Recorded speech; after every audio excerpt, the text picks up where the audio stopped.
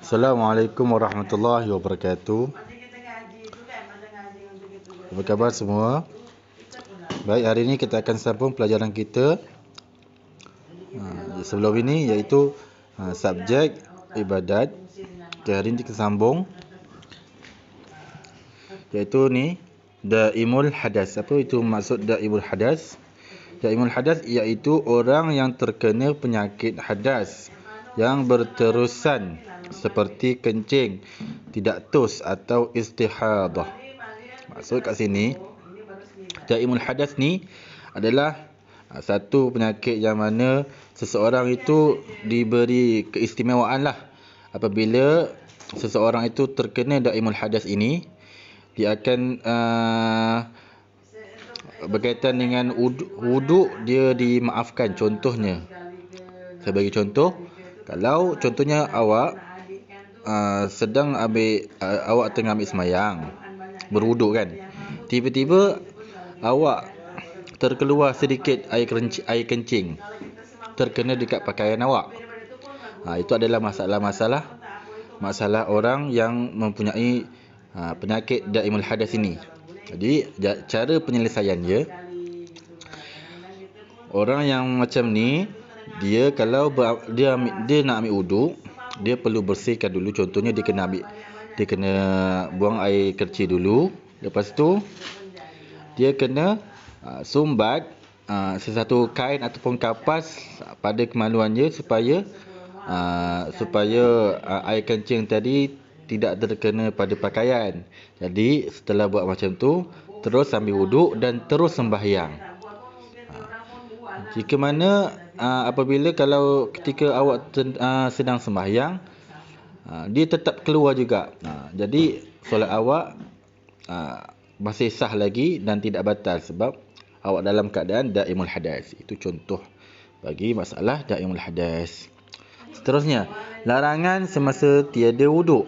1. Solat fardu atau sunat. Jadi kalau awak tak ada wuduk, tak boleh solat fardu mahupun solat sunat. 2. Menyentuh atau membawa Al-Quran. Jadi ini adalah larangan awak. Jika tak ada sembahyang, awak tak boleh menyentuh atau membawa Al-Quran. Tetapi baca boleh. Membaca Al-Quran boleh tanpa berwuduk, tak ada masalah. Dengan syarat tanpa menyentuh atau membawa Al-Quran. 3. Tawaf. Tawaf memerlukan wuduk. Seterusnya, berkhutbah. Bagi imam yang berkhutbah mestilah berwuduk. Dan juga yang terakhir, nombor 5, sujud tilawah atau syukur. Sujud tilawah ni berlaku apabila awak membaca satu surah tu yang ada tanda macam tanda masjid, ada bentuk dalam Al-Quran. Biasanya dalam surah Sajadah. Kat situ bila ada nampak bentuk macam tu, awak kena sujud tilawah. Jadi dalam solat mestilah kena ada wuduk. Jadi nak sujud tilawah mestilah berwuduk.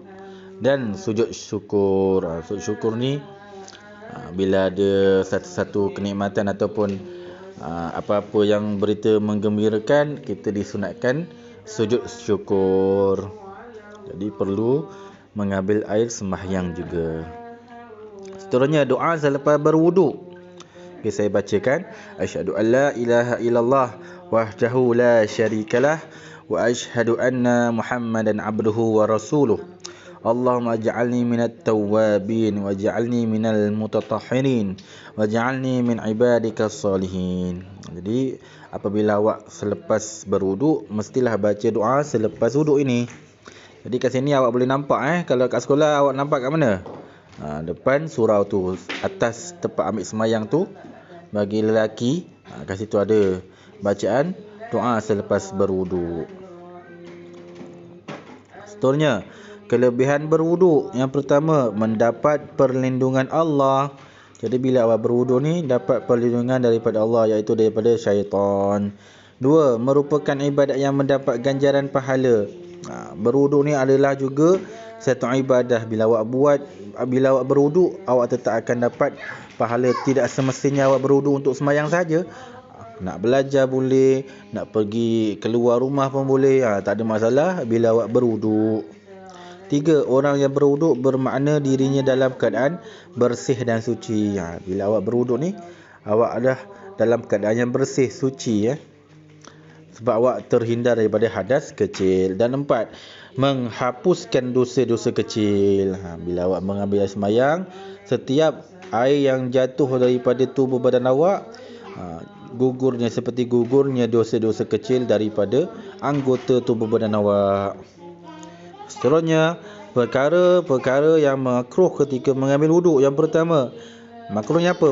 Perkara yang dibenci oleh Allah, tetapi boleh dilakukan, tapi perkara yang dibenci oleh Allah. Yang pertama, menggunakan air secara berlebihan. Jadi kat situ adalah sifat pembaziran. Bila awak mengambil wuduk, air terlalu kuat, buka besar-besar, awak ambil air semayang dan terpercik kan.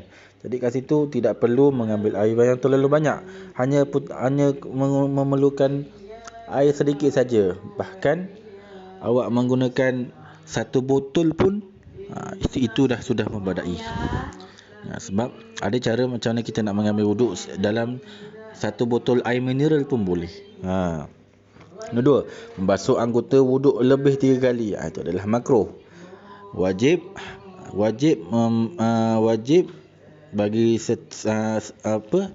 sekali adalah wajib, dan 3 kali adalah sunat, dan lebih adalah makruh. 3, mendahulukan anggota sebelah kiri. Jadi yang lebih afdal, yang lebih baik adalah dia mulakan sebelah kanan, barulah sebelah kiri. Okey, 4, bercakap-cakap ketika mengambil wuduk. Ini biasa awak buat kan kat sekolah. Ambil wuduk dia bercakap, Jadi itu adalah satu perkara yang makruh. Tak boleh bila ambil semayang, jangan bercakap. Walaupun awak bercakap pun masih sah, tapi hukumnya adalah makruh. Perkara-perkara yang makruh. Nombor 5, yang terakhir, mengeringkan air wuduk dengan mengelap atau seumpamanya. Setelah awak ambil wuduk, awak lap air semayang tadi, adalah satu perkara yang makruh. Itu saja untuk setakat pelajaran hari ini. InsyaAllah kita akan jumpa lagi di masa akan datang. InsyaAllah. Assalamualaikum warahmatullahi wabarakatuh.